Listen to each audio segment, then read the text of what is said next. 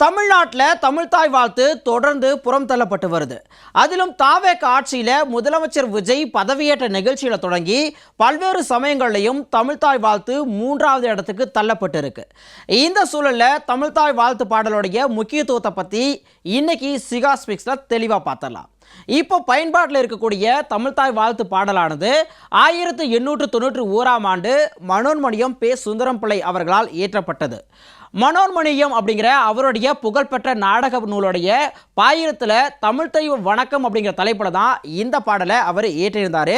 இந்த பாடல் எதுக்காக இயற்றப்பட்டது, இதனுடைய முக்கியத்துவம் என்ன அப்படின்னு கேட்டிங்க அப்படின்னா, 19ஆம் நூற்றாண்டுடைய பிற்பகுதியில், அதாவது ஆங்கிலேய ஆட்சி காலத்தில் தமிழ் மொழியினுடைய முக்கியத்துவம் தொடர்ந்து குறைஞ்சிட்டு இருந்தது. ஸோ அந்த சமயத்தில் தமிழ் மொழியினுடைய தொன்மை, அதாவது தமிழ் மொழியினுடைய பழமையையும் அதோடைய வளத்தையும் தமிழ் மொழியினுடைய சிறப்பையும் மக்களுக்கு உணர்த்தக்கூடிய நோக்கத்தோடு தான் இந்த பாடலை மனோன்மணியம் சுந்தரனார் இயற்றினார். அது மட்டும் இல்லாமல் தமிழ் மக்களுடைய மனங்களில் மொழி பற்றியும் தன்மான உணர்வையும் இந்த பாடல் விதைச்சது அப்படின்னு சொல்லலாம். அதே மாதிரி மற்ற திராவிட மொழிகளுக்கெல்லாம் தாயாக இருக்கக்கூடிய நம்மளுடைய தமிழ் மொழி என்றுமே அழியாத இளமையோடையும் இருக்குது அப்படிங்கிறதையும் இந்த பாடல் பறைசாற்றியது. சரி, இந்த பாடலை ஏன் தமிழ்தாய் வாழ்த்து பாடலாக தேர்வு செஞ்சாங்க அப்படிங்கிறதுக்கான காரணத்தை இப்போ தெரிஞ்சுக்கலாம். 1967ஆம் ஆண்டு பேரறிஞர் அண்ணா தமிழ்நாட்டுடைய முதலமைச்சராக பொறுப்பேற்கிறாரு. அப்போது தமிழ் மொழியினுடைய வளர்ச்சியை எதிர்நோக்கி பள்ளி மற்றும் கல்லூரிகளில் தமிழ்தாய் வாழ்த்து அப்படிங்கிற ஒரு பாடலை கொண்டு வரணுங்கிற ஒரு முடிவுக்கு வராரு. அதுக்காக நிறைய ஆலோசனைகளும் நடக்குது. அப்போ மனோன்மணியம் சுந்தரனாருடைய நீராடும் கடலுடுத்து அப்படிங்கிற இந்த பாடலும், கரந்தை கவியரசு எழுதின வானார்ந்த பொதியின் மெஸ்ஸை அப்படிங்கிற பாடலும் பரிந்துரைக்கப்படுது.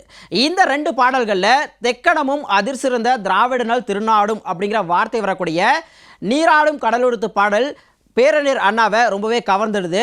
அதனால் அந்த பாடலை தேர்ந்தெடுத்து தமிழ்தாய் வாழ்த்து பாடலாக அறிவிக்கணும்னு முடிவு செய்கிறாரு.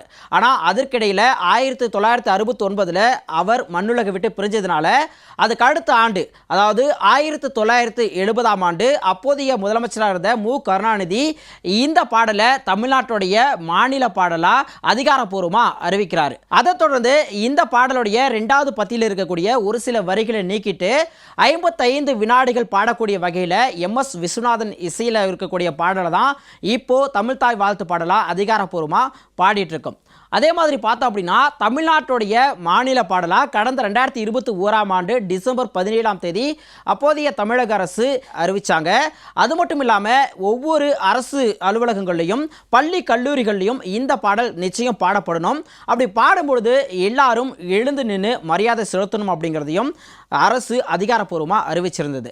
ஸோ இந்த பாடலில் பார்த்தோம் அப்படின்னா இந்த பாடலுக்கான அர்த்தம் என்ன, அப்படி தமிழ் மொழியுடைய சிறப்பு இந்த பாடலில் எப்படி இருக்குது அப்படிங்கிறத தெரிஞ்சுக்கலாம். நீராறும் கடலுடுத்த நிலமடந்தை கெளிலொழுகும். அதாவது பூமி பெரும்பாலான பகுதி நீரால் சூழப்பட்டிருக்குங்கிறது எல்லாருக்கும் தெரியும். அப்படி இந்த பூமி தாய் நீரால் சூழப்பட்டிருக்கக்கூடிய கடலை உடையா அணிஞ்சிருக்கு அப்படிங்கிற மாதிரி இதில் சொல்லியிருக்காரு. அடுத்தது சீராரும் வதனமென திகழ்பரத கண்டமதில். இந்த அழகிய பூமி தாயுடைய ஒரு இளமையான முகமாக பாரத கண்டம் இருக்குது அப்படிங்கிறத இந்த வரியில் சொல்கிறாரு. அடுத்து தெக்கணமும் அதிர்சிறந்த திராவிடனல் திருநாடும். இந்த அழகிய பெண்ணுடைய முகத்தில் பார்க்கும் பொழுது தெக்கணம், அதாவது தக்கான பீடபூமி அப்படின்னு சொல்லுவாங்க இல்லையா, அதுவும் அதே மாதிரி நம்ம திராவிட மொழி பேசக்கூடிய திருநாடும், இந்த பகுதி பார்க்கும் பொழுது தெக்கணமும் அதிர்சிறந்த திராவிடனல் திருநாடும் தக்க சிறு பிறைநுதலும் தரித்தனரும் திலகமுமே. இது 2யும் எப்படி ஒப்பிடுறாரு அப்படின்னா, இந்த அழகிய பெண்ணுடைய பிறை போன்ற நெற்றியாவும் அதில் அழகாக இருக்கக்கூடிய புட்டாவும் ஒப்பிடுறாரு. அது மட்டும் இல்லாமல் அத்திலக வாசனை போல் அனைத்துலகும் இன்பமுற எத்திசையும் புகழ் மணக்க இருந்த பெரும் தமிழனங்கே. அந்த திலகமாக தமிழ்நாட்டை குறிப்பிட்றாரு இல்லையா, அந்த திலகம் எந்த அளவுக்கு வாசனையோட எல்லா பக்கமும் வீசுதோ அதே மாதிரி தமிழ் மொழியினுடைய வாசமும் உலகம் முழுக்க இன்பமுற செய்யுது அப்படிங்கிறத இந்த இடத்துல குறிப்பிடுறாரு. உன் சீரிழமை திறமையந்து செயல் மறந்து வாழ்த்துதுமே வாழ்த்துதுமே வாழ்த்துதுமே. இப்படி எப்போதும் இளமையாக இருக்கக்கூடிய தமிழ் மொழியினுடைய திறமையை பார்த்து நாங்கள் செய்யக்கூடிய செயலை மறந்து வாழ்த்துறோம் அப்படிங்கிறதான் இந்த பாடல் வரிகள் வரிகளை குறிப்பிட்டிருக்காரு. இந்த பாடல் பார்த்தோம் அப்படின்னா இப்போ முதல் பத்தி அப்படியே எடுத்திருக்காங்க, ரெண்டாவது பத்தியோடைய கடைசி வரி மட்டும் எடுத்திருக்காங்க, இடையில இருக்கக்கூடிய ஒரு சில வரிகளை நீக்கியிருக்காங்க. அந்த ரெண்டாவது நீக்கப்பட்ட பத்தி என்ன அப்படின்னா, பல்லுயிரும் பல உலகும் படைத்தளித்து துடைக்கினுமோர் எல்லையறு பரம்பொருள் முன் இருந்தபடி இருப்பது போல். இப்போது பரம்பொருள் அதிலிருந்து தான் இந்த உலகமே உருவாச்சுங்கிற ஒரு நம்பிக்கை இருக்கு இல்லையா. ஆனாலும் எத்தனையோ உயிர்கள் பல்கி பெருகினாலும் இந்த உலகம் உருவானாலும் பரம்பொருள் அப்படிங்கிறது எப்பவும் அப்படியே தான் இருக்கும்.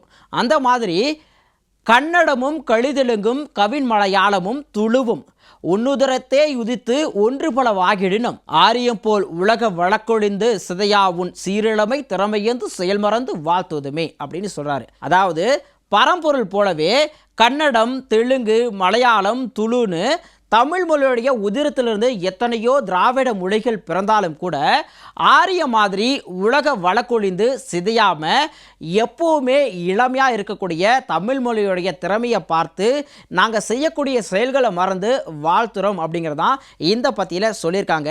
ஆனால் தமிழ்நாடு அரசு இந்த பாடலை தமிழ்தாய் வாழ்த்தா தேர்ந்தெடுக்கும் பொழுது இந்த ஆரியம் பற்றின வரிகள் இல்லாமல் இந்த பாடலை மாற்றி அமைச்சிருக்காங்க. ஸோ இந்த பாடலை தான் இப்போது தமிழ்தாய் வாழ்த்து பாடலாக நம்ம தொடர்ந்து கடைபிடிச்சிட்டு வரோம்.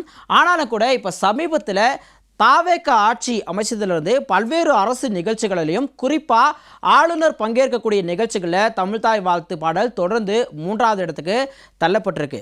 அதுலேயும் குறிப்பாக சொல்லணும்னா தமிழ்தாய் வாழ்த்து பாடலை இயற்றின மனோன்மணியம் பே. சுந்தரம் பிள்ளை அவர்களுடைய பெயரில் இருக்கக்கூடிய மனோன்மணியம் சுந்தரனார் பல்கலைக்கழகத்திலேயே தமிழ்தாய் வாழ்த்து பாடல் 3வது இடத்துக்கு தள்ளப்பட்டிருக்கு. இதுக்கு கல்வியாளர்களும் அரசியல் கட்சி தலைவர்களும் தொடர்ந்து தங்களுடைய கண்டனங்களை பதிவு செஞ்சுட்டு வராங்க. இந்த சூழலில் ஏற்கனவே பார்த்தோம் அப்படின்னா தமிழக முதலமைச்சர் பிரதமர் மோடி அவர்களை சந்திச்சும் பொழுது ஒரு 5 கோரிக்கைகளை கொடுத்திருந்தாரு. அதில் முதல்ல தமிழ்நாட்டில் நடக்கக்கூடிய அரசு நிகழ்ச்சிகளை தமிழ்தாய் வாழ்த்து பாடல் தான் முதல்ல பாடப்படணும்னு அவர் ஒரு கோரிக்கை கொடுத்திருந்தாரு. ஆனால் ஒன்றிய பாஜக அரசு அதை நிராகரிச்ச மாதிரி தான் தெரியுது. தொடர்ந்து ஆளுநர் இந்த மாதிரியான போக்கை தான் கடைபிடிச்சிட்டு இருக்காரு. இனிமேலும் தமிழ்நாடு அரசு காலம் தாழ்த்தாம தமிழ்தாய் வாழ்த்துக்கான மரியாதையை மீட்டெடுக்க வேண்டும் அப்படிங்கிறதான் எல்லாருடைய கருத்தாகவும் இருக்கு. தமிழ்தாய் வாழ்த்து பாடல் பத்தின இந்த செய்திகள் உங்களுக்கு புதுசா இருந்தது அப்படின்னா மறக்காம லைக் பண்ணுங்க, ஷேர் பண்ணுங்க, இந்த வீடியோவை உங்க ஃப்ரெண்ட்ஸ் அண்ட் ஃபேமிலிக்கு ஷேர் பண்ணுங்க.